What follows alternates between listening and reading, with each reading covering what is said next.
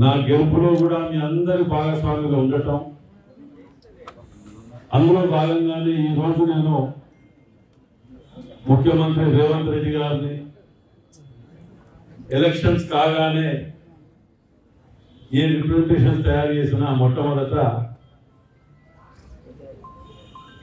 PA ఉన్న తర్వాత guide చేసుకుంటూ పోయేది ఈవీసీని కానివ్వండి, తోట వెంకన్న కానివ్వండి, అందరూ కూడా కూర్చొని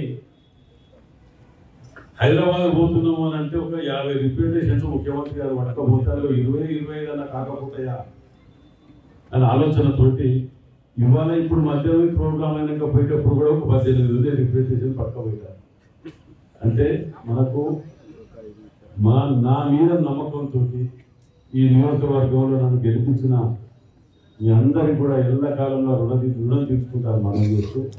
అందులో భాగంగానే ఇవాళ ఈ యొక్క రేవంత్ రెడ్డి గారు ముఖ్యమంత్రి గారు కానీ మేము కానీ ఏది కానీ శిలాపలకాలకో ముగ్గు బయటాలకో పరిమితం కాదు. ఇవాళ కాంట్రాక్టర్ కూడా అర్ధరాత్రిలో తెల్లారిగా అక్కడ మూసి కాంట్రాక్టర్ కూడా ఇక్కడ చేయలేదు, వారు కూడా వచ్చారు. అన్ని పార్టీల వాళ్ళు అందరూ ఉండాలి, ఎవరైనా కానివ్వండి. దీంతో రాజకీయాలకు సంబంధం లేకుండా రావాలి, కలిసి ఉండాలి, కలిసి పని చేసుకోవాలి తప్ప ఆవేశాలకు వచ్చిరాని మాటలు రోడ్డు మీద మాట్లాడుకొని వాటికి లోనయ్యి ఏమి గట్టు పంచాయతీ కాదు, పాత పంచాయతీ కాదు, దేనికి లేదు, ఏం లేదు. అదే అన్న 2 యూనియన్లు అంటే 2 భవనం నేనేవారు. అందుకే అన్ని కలిసి ఒక భవనంతో అయిపోతుంది.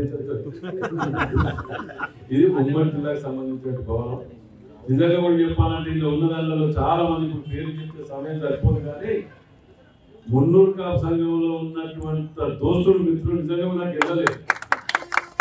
అంటే ఇక్కడికి వచ్చిన కదా మీరు డబ్బు కొట్టాలని చెప్పడం కాదు. నా ఇవ్వకుండా సర్కిల్ అంతా కూడా అట్లా ఫ్రెండ్స్ ఎక్కువ శాతం వాళ్ళే ఉన్నారు, నాకు ఎక్కువ శాతం. కాబట్టి ఏదేదేమైనా మీరు రుణం తీసుకునే అవకాశం నాకు ఈ విధంగా రావడం చాలా సంతోషంగా ఉంది.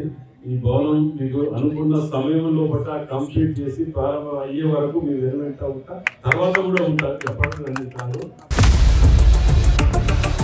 ఇండియా పాకిస్తాన్ తాజా అప్డేట్స్ కోసం డౌన్లోడ్ చేసుకోండి RTV లైవ్ యాప్.